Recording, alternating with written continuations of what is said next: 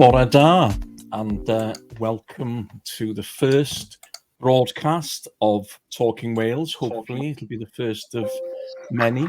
We're joined here today. We have a couple of special guests who I will introduce now.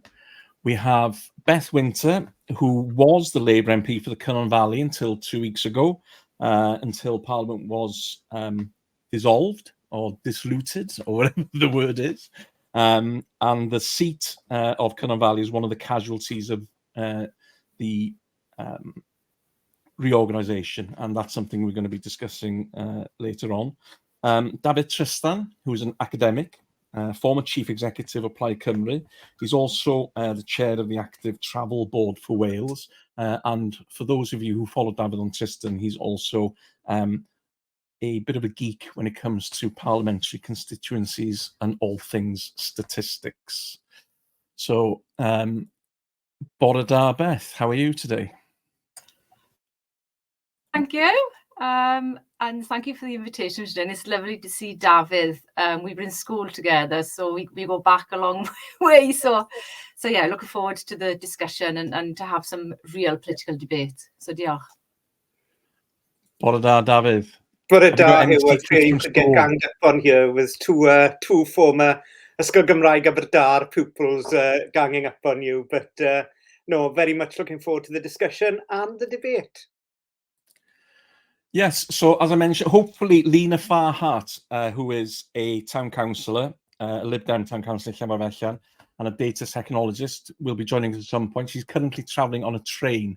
So as you all know, connections to the internet on trains across Wales aren't the best at the best of times.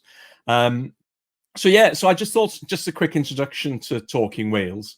So I just wanted to sort of just play a short clip that just explains a little bit more about what we're up to and what we're planning to do. We're building a community and we want you to be part of it.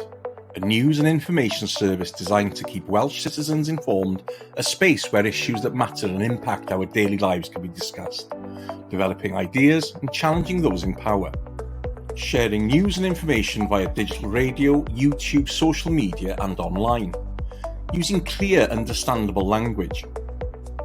On the platforms you use most often. It'll be owned by you, our members. Serving all of Wales and its people wherever they are in the world. Join us on our journey and help us create a better Wales.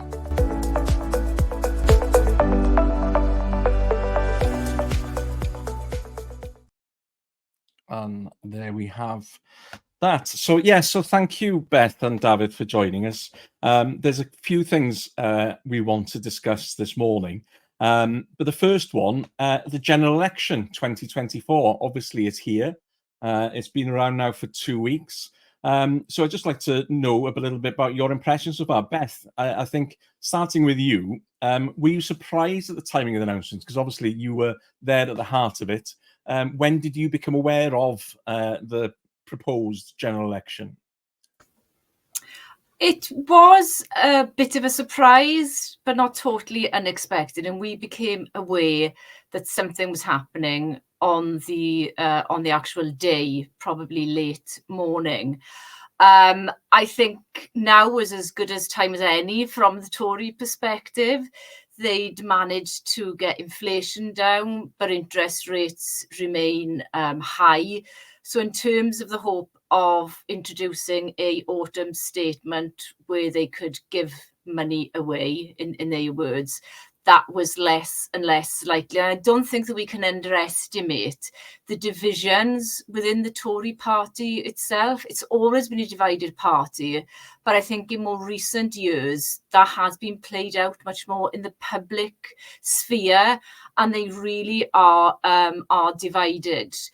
In terms of initial impressions, where's the politics, I suppose, for me? I mean, the manifestos, the detailed manifestos are yet to be published later this week. But it does concern me about the dearth of proper in-depth political discussion. And what we've heard up till now, for me, is tinkering around the edges. The type of political system we've got, a two-party system, the first past the post, it is a foregone conclusion, and we desperately need proper political debate and discussion. Two other things, if I can, Hugh, sorry. Aside from the lack of politics, one, there's been an emphasis, as we predict by mainstream media, on the trivia. Sunak being wet, Starmer talking about change.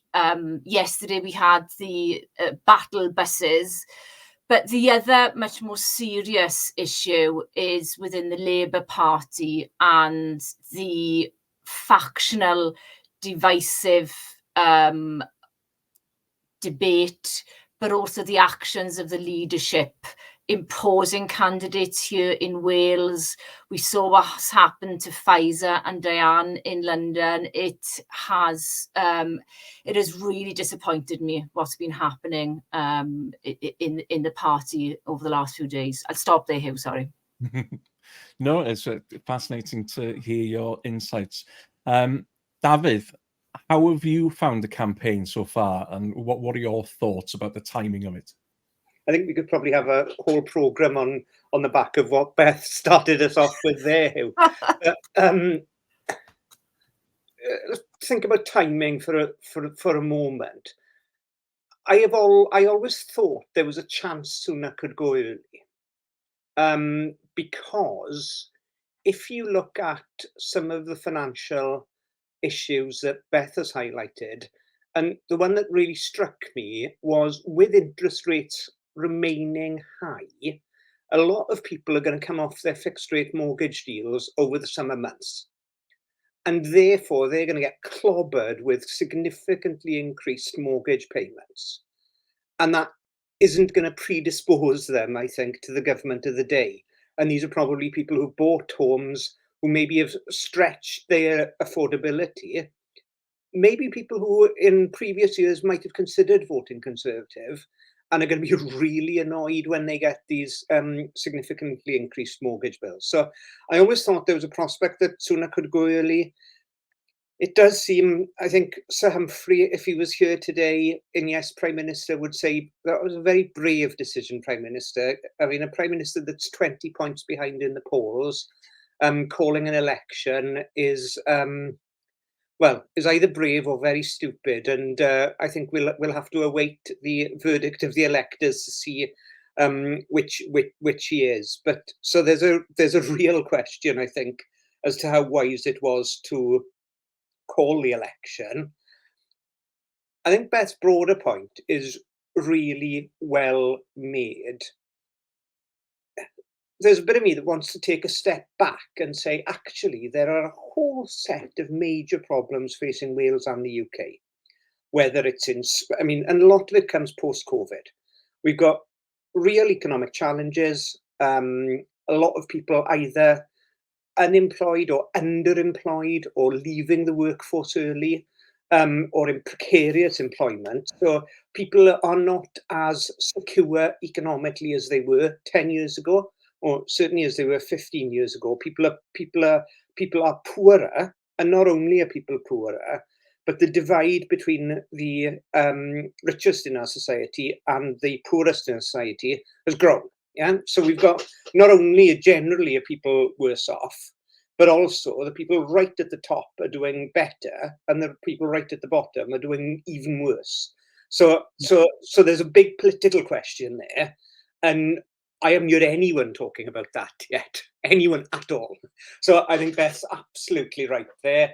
And then, of course, how's it gone so far? It could be a very long 5 weeks, because I think what we're going to see is the Conservatives are going to try and pick some of these kind of policies that will attract a particular type of voter. I mean, national service looks as if it was written on the back of a fag packet as a policy proposal, and is designed to try and, there are old people who sort of think the young should the feckless young should be put out to work again, and then Britain will be great again. I mean, I don't think it bears much scrutiny, but that's what they're trying to do.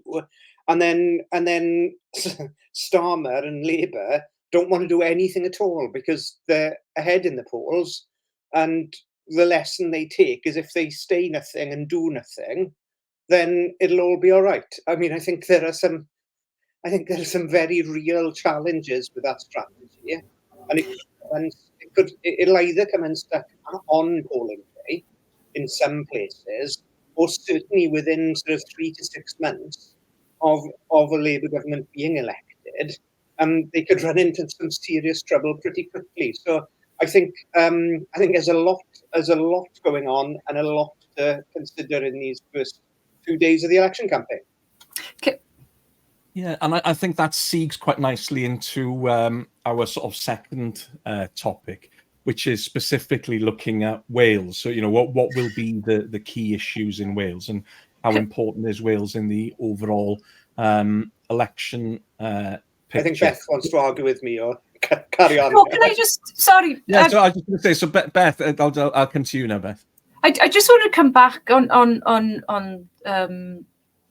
I suppose we're focusing on the two main parties here, and I do think there is something of a change in the political landscape across the UK. The Greens gained a lot during the local elections and may get another seat, at least another one in Bristol. And there have been a large number of people defecting, primarily from Labour, to become independents. You've got Jeremy Corbyn standing on an independent platform. And there are others standing as well. Unfortunately, the mainstream media fails to recognise what is happening on the ground. So I do think that there is a change afoot at a very grassroots level, and who knows what's going to happen in the next couple of years. So I think opportunities like this with your platform and others to try and broaden the narrative across a wider political spectrum is much, much needed. And the other point I just wanted to make, and I think Dafydd will talk about this later, is about voter turnout. Now, historically, voter turnout has been much better in national elections, but if we look at the turnout in the local elections back in May, and dare I make reference to the Police and Crime Commissioner election, in my region, 84% of the electorate did not even vote. There's a big issue here about voter engagement as well. And Hugh, can I just come back very briefly on the back of what Beth was saying about sort of the independents and the Greens, and Plaid Cymru, of course, in Wales. Yeah. I think there is that growth on the left. I think what's worrying about the mainstream media is that they seem to be focused on the growth on the right of the spectrum and giving lots of airtime to Reform and Nigel Farage, and not half as much to the Greens, to Jeremy Corbyn, to Plaid Cymru, and to other forces of sort of the green left in general, if you'd like to call it that. Yeah, and I don't think. Yeah, and I think that, sorry, because again, we're going to be touching on that again later on. But just thinking, so Lena has joined us. As I say, she's on a train somewhere. So there she is. She's just appeared now. I'll just do a quick hello, Lena. How are you? Whereabouts are you? Hi, I'm fine, thanks. I'm actually out in Brittany for work, and I'm getting trains between Brest and Nantes today. Well, there we are. So hopefully the connections in Brittany are a little bit better than they are in Wales. So yeah, might so be better than my home Wi-Fi in North Wales, which is quite impressive. So look forward to joining the conversation there. So Beth, just from a Wales perspective, then, what do you think are the key issues for Wales, or what would you like to see the focus for discussion over the coming weeks from a Welsh perspective and in Wales? Well, I think there are two parts to this for me. A lot of the issues are the same for Wales as they are at a UK level. So the key one for me, and Dafydd's already mentioned this, is the horrific levels of poverty and inequality that exist. We've still got a third of children in Wales living in poverty, whereas the 1%, the few, their wealth is astronomical on a UK scale. But I mean, the same applies in Wales. Linked to that is the climate crisis. Our continued obsession with growth and focus on GDP needs to change. And we need to be focusing much more on well-being outcomes and indicators. And the approach that we've got economically under the capitalist system does nothing to alleviate the climate crisis. And that is the biggest issue facing us as a society at the moment. The third issue, again, which is related, is migration. We've heard Starmer today come out about cutting migration. It is not an approach that I can support. We need to be welcoming people. Wales, I'm proud to repeat, is a nation of sanctuary. So we need to be encouraging safe and legal routes for people to come here. And with the climate crisis, we're going to see much more drought, much more famine, shortages of food, and more people needing sanctuary to come here. And there's this narrative in the background, this right-wing racist narrative that is driving the debate around migration, and that desperately needs to be challenged. The fourth issue for me is Palestine. We need an immediate ceasefire. We need to stop the arms sales, and we need recognition of the Palestinian state. So they are broad issues, but they do resonate differently in Wales. Unfortunately, if we listen to Vaughan Gethin, we're managing austerity again. We saw the museum demonstration yesterday, and Vaughan has come out and said we've got to make difficult decisions. But when Labour is elected at a UK level, we're no longer going to be able to blame the Tory UK government for austerity. At my local authority level, there are cuts of about £25 million. We've got to stop managing austerity and fight back. We've got the continued extraction of wealth from our communities. We need to be creating and generating wealth and retaining that in our communities. And climate breakdown is a big issue. But as well, and I'll finish on this point, as well as the absence of redistribution of wealth, we desperately need redistribution of power to the regions. And Wales, as a devolved nation, we need constitutional change. And the work of the Constitutional Commission in Wales is an excellent piece of work. We need to be looking at how we can implement that. And I've got serious concerns about the commitment of all political parties at a UK level to further constitutional change. And finally, I will be quiet then, we need honest, principled and trustworthy politics. That isn't there at the moment. Lena, can you hear us? Yeah. Oh, Lena's disappeared. Let me just go. Dafydd, what's your priority? What do you think the priority should be in Wales? Well, I think Beth set out a set of really important priorities there. Where do we start? Let's start on the Constitution. There are a set of serious, well thought through recommendations in the Constitutional Convention. Led by Laura McAllister, hugely respected, and Rowan Williams, the former Archbishop of Canterbury. Like, you can't get two better people to look seriously and objectively and independently at this. They've come out with a whole set of recommendations. So I'd hope to see, I'm not anticipating it being one of the main pledges of, say, Keir Starmer, but I'd hope to see it clearly in the Labour manifesto, for example, that that detailed report is going to be enacted. So I think that's kind of the basics is around the Constitution. I mean, points made about climate change are very significant indeed.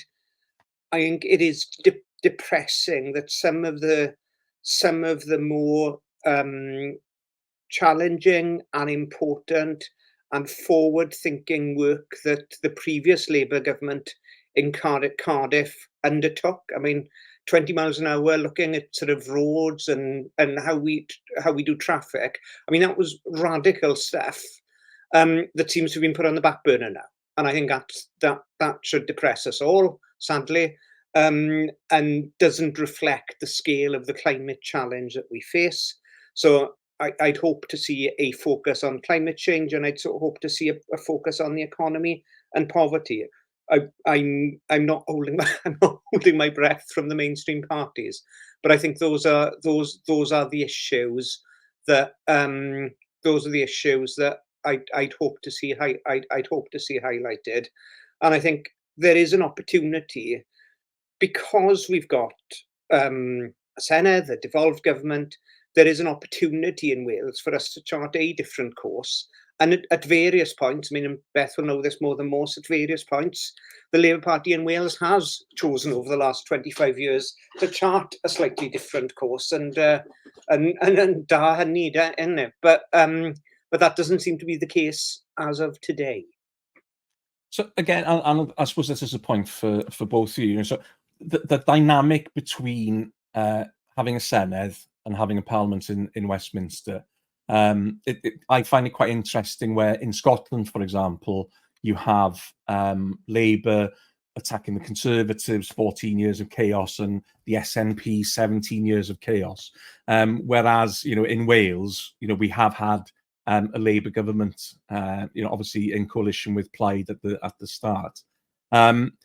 But the comparisons are there, and when you look at the cold hard facts, the performance of health and education in Scotland, I know it's difficult to compare apples and pears, but the things appear to be slightly better in Scotland than they are in Wales. So do you think the discussion around things like health and education muddying the waters, how much of a challenge do you think that is, communicating with the Welsh public? Because obviously you're going to have parties campaigning on issues. Some of them are devolved issues, some of them are not. So how does that dynamic play into it, Beth? I think having been up in the bubble I call Parliament for the last 4.5 years, it is clear that in particular the Tories really do play on the devolved, non-devolved issue, and any mention of health gets thrown back to Welsh Government. I don't think the mainstream media differentiates anywhere near enough, and as a result, I think the public's understanding of devolution is much poorer than it should be.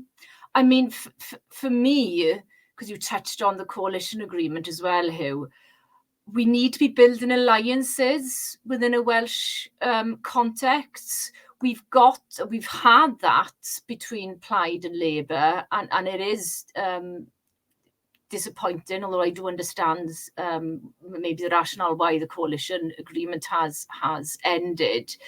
But for me, it's about building a red-green coalition or alliance, for want of a better word, because the levers are there within Wales to be able to chart a different course.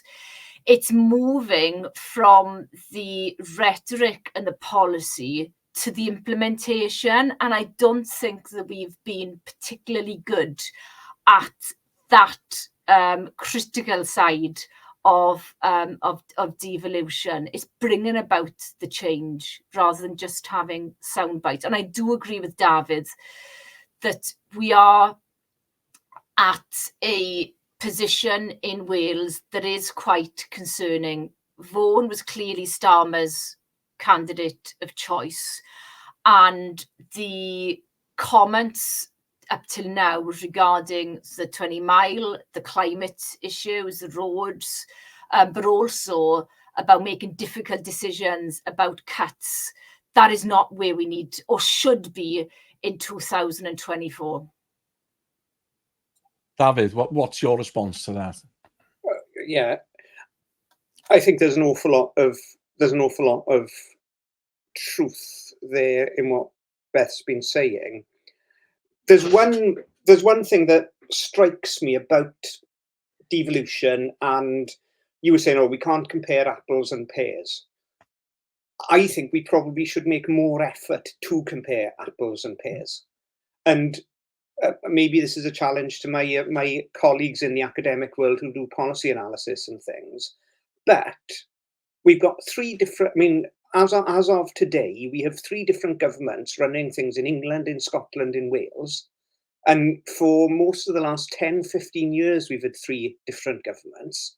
So logically, you should be able to tell us some differences in what's happening in the health service, in education, in the economy, to see who's doing it right and who's got the right ideas here. And I'm not somebody who says, oh, if it's an idea that's come from England or from Scotland, oh, we don't want any of that here. I mean, we need to find the best ideas. You need to see what's working. If the Scots are doing good work on education that could be replicated in other places, great. If we're doing, I mean, there is one area I think we can take pride in, we've done really good work on, which is recycling. And I hope that continues and develops, and I think others should be following us on that. And if there are areas where England are doing it better, then great. But at the moment, we're not having that, and there may be a role for the media in this, we're not having that kind of policy discussion that says, actually, we're having a real challenge with post-COVID engagement in schools, pupils not coming to school, supporting pupils from less advantaged backgrounds. Across the UK, what's working well here? And what's not working well? And how do we get that right? Because these are really difficult problems. They're not problems that are going to be solved by sort of shouting freedom or sort of or raising the red flag over a school. They're problems that need that kind of detailed analysis that we can move forward for. So I think there's a really, I mean, it's not going to come forward in a general election campaign, but there's a really important job of work there where we say, actually, politics is important and the choices government makes are important. We should see what the impact of those choices are, and we should hold those governments that make a mess of it to account too, whether that's our own or another's. There's a comment just come in now. So, Dafydd, your point being a good one, but perhaps suggest the issue to be resolved are managerial, not structural, and therefore political. What would you say to that? Yeah, I think the comparison would allow you to work out whether adopting, my view is that most issues are political and structural. And I think what you'd find is that there are politicians that prioritize different things will have an impact. Having said that, some of it is the management of a policy too. So it's that seriousness and detail in the comparison, I think, that would allow you to get at whether it's structural differences or how things are implemented. Because again, it comes back to Beth's point in a bit. I mean, at times we've had things that are great declarations from the Welsh government, and then very little follow up. And I think we should be honest and clearer about that too. And Beth, obviously, you've been at the heart of sort of decision making. What would your take on that be? Well, I think I'll reiterate the point I've just made. There is an implementation gap at all government levels, including in Wales. And I again mention child poverty. We've had some really good strategies and policies and a commitment to eradicate child poverty in Wales, but we've still got one of the highest levels of child poverty in the whole of the UK. Something isn't working. And I do think the managerial aspect of government is far more important than we actually give it credit. And the cooperation agreement is another example of some fantastic policy statements in there. How many of those were actually implemented? And there may be valid reasons as to why there was that implementation gap. But let's be honest about that, and let's involve the public in Wales. The political establishment is so far removed from people's lives. We've got to do politics differently. We've got to build a grassroots movement and politicise and educate people about politics. Everybody's voice counts, and we really have got a big job of work to do, but it's not insurmountable in my view. Can I just add one more point, sorry, as well, in terms of the government and devolution, which is really, really important. We have seen a recentralisation of power in Westminster, and whoever forms the next government, in my experience, is unlikely to significantly change that recentralisation that has taken place.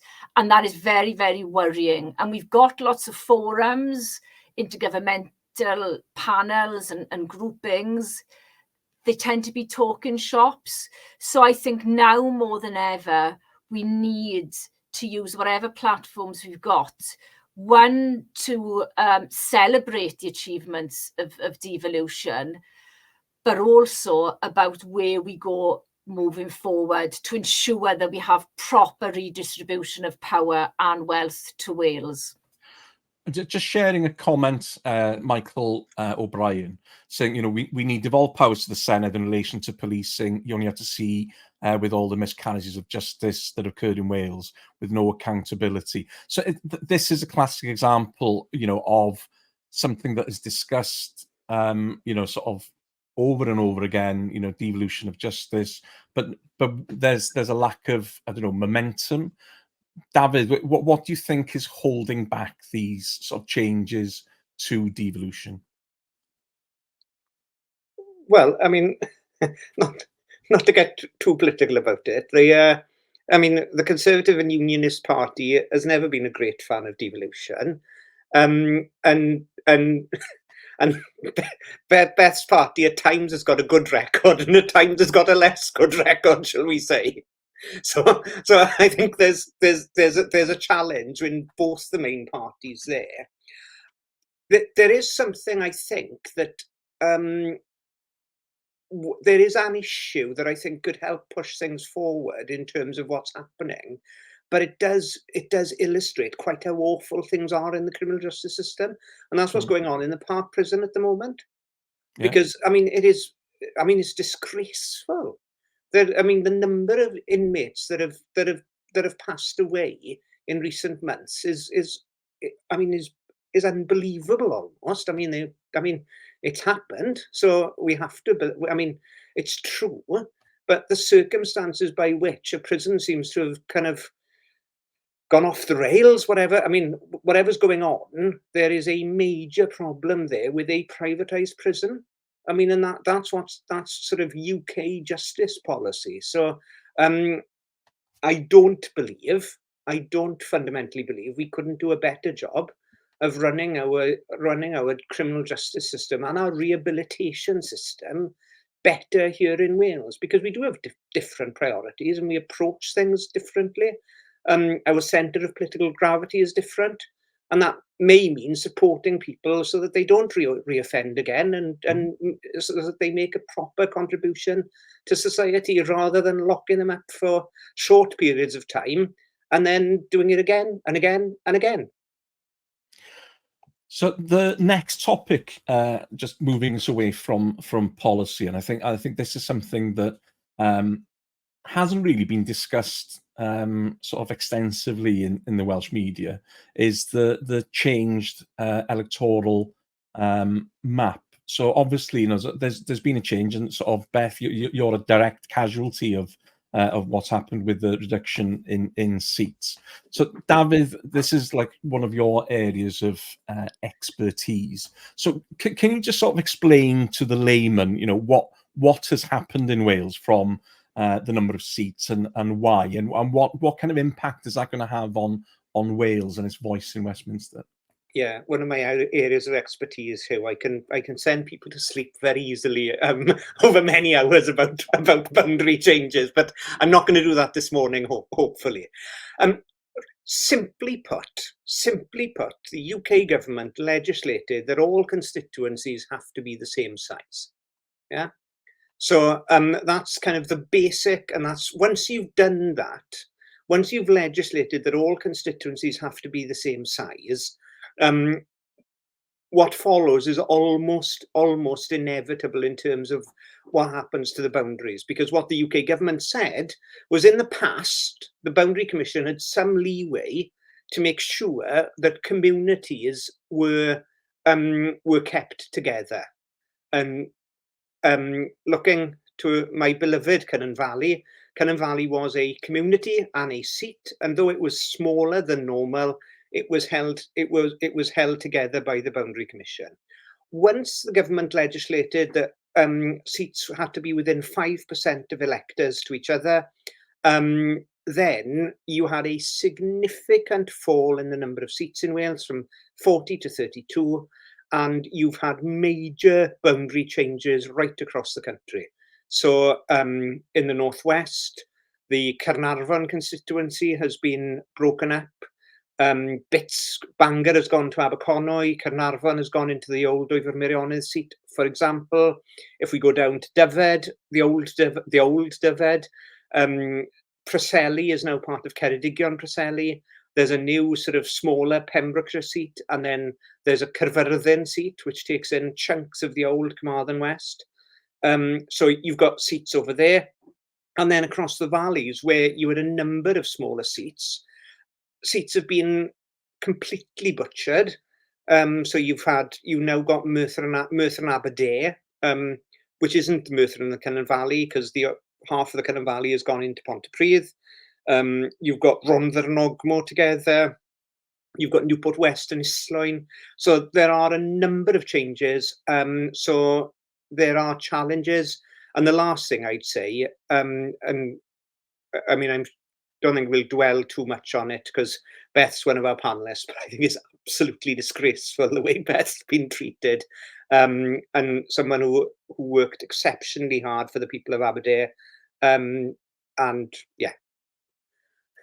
Yeah, and we've shared some comments that come in from people who are viewing the stream, echoing what Dafydd is saying about Beth and how much of a loss Beth will be to Westminster. From a personal perspective, I live in Pontycymru, which is in the heart of what was the old Ogmore constituency. So Ogmore made up of 3 valleys: Llanvi, Garw and Ogmore. So Garw and Ogmore have been stuffed in with Rhondda. So we're now in what would be Chris Bryan's seat. Chris Elmore, so his seat was lost. So he's been moved to, he's campaigning in Bridgend. And then the Llanvi Valley has gone over to Neath Port Talbot. So again, you've got, somewhere like Ogmore, there was a distinct sort of unit of 3 valleys has been split up. So Beth, obviously, that you've been sort of impacted directly by this. When did you sort of become aware of, sort of what was going on? Because obviously this has been in discussion for quite some time. I mean, this has been in the making for many years. So we were all aware pre-election, really. So yeah, it didn't come as any surprise. For me, just to add to what Dafydd has said, and diolch yn fawr for the kind comments, but I'm not going anywhere. And is it Tony Benn who said I could probably get more done outside of the Parliament than I could when I'm there. So and politics is in my blood. So yes, I'm definitely not going anywhere, and will use whatever platform I can to promote a fairer, more just society for everybody, because that's what we deserve. But putting my personal situation to one side, in terms of boundary review, the focus and obsession with numbers did nothing to reflect the need, the demographic makeup of these communities or the socioeconomic makeup. So the South Wales valleys are particularly deprived. Lovely, best place that anybody could live. Not being biased there, but yeah, they are. But we've got high levels of need, high levels of socioeconomic deprivation, and the carving up that's taken place does nothing to address, will actually exacerbate those issues, because I know that the Senate are going to be following the same boundaries in the 2026 election. So, you know, it's got all sorts of negative implications and repercussions. And I have to agree with what Dafydd is saying about community. We've still got a very rich, and I'm very proud to be always pushed this when I was in Parliament, a wonderful sense of community, not only in the South Wales valleys, but in Wales. And what's been imposed on us by the UK establishment is going to have, sadly, I think, a negative impact on some of that, the detention of that sense of community. So yeah, and if I can just add, sorry, now that I've had the opportunity, most people who are watching this will know the selection process that I went through last year was unfair and undemocratic. And if anybody's interested, I did write a report which I submitted to the Welsh Labour Party asking for an independent review, and I stand by everything that was in that report. This isn't about individuals. This is not about me in any shape or form. This is about democracy, and those people who were involved and had a right to vote in that selection process were not given a fair, balanced, democratic opportunity during that process. And like I said, if anybody wants to see the report, I'm more than happy to share it with them. Diolch yn fawr, Hugh. Yeah, and I think it's interesting. I just see now that Welsh Labour grassroots have issued a statement. They've published it on Twitter at WL Grassroots. But yeah, no, it's interesting, you know, about, you know, the imposition of the candidates in Cardiff West and Swansea West. There's been a lot of you know, talk about that. And you know, and it is something that potentially, you know, it could harm you know, just, you know, the campaigns, but politics. So yeah, so Dafydd. What struck me about that is that there was at least a bit of me that, I mean, I've expressed my views on what happened in Aberdeen, but there was at least a bit of me that thought it was a peculiar local circumstance where the party had decided it wanted to keep someone who was in the shadow ministerial team, and do everything it could to put a process in place to do that. But what we've actually seen over the last few weeks is that it's more structured and more deliberate, and far more widespread. And I think, I mean, so you've got an individual circumstance we saw in Wales 9 months ago, whatever it was. But you've actually now got a far broader spectrum of challenges, and it does come back. I mean, I was saying we might see some impact. I think we'll see some impact of it in the ballot box on July the 4th. But I suspect in the elections that follow, we'll see far more of an impact, and we could well see more independents, more Greens, more Plaid Cymru, sort of that broader coalition of red, green, progressive forces, if you like, doing really well.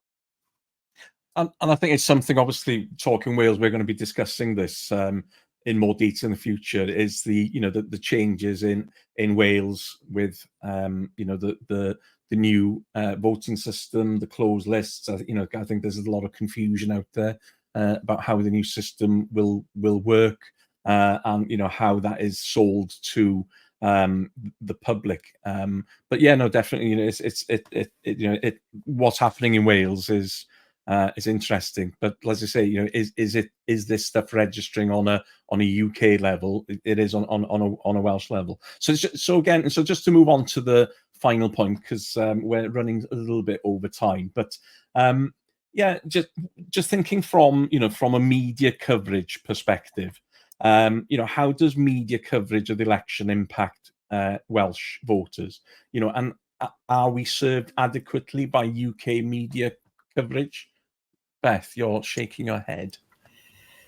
Definitely not. I mean, UK media is not only England-centric, but very much London-centric. And having been up in Parliament and having interactions with the UK media, it is clear that they do not understand Wales, and almost have a disregard some of the mainstream media. We treated all regions of the UK almost like a homogenous group.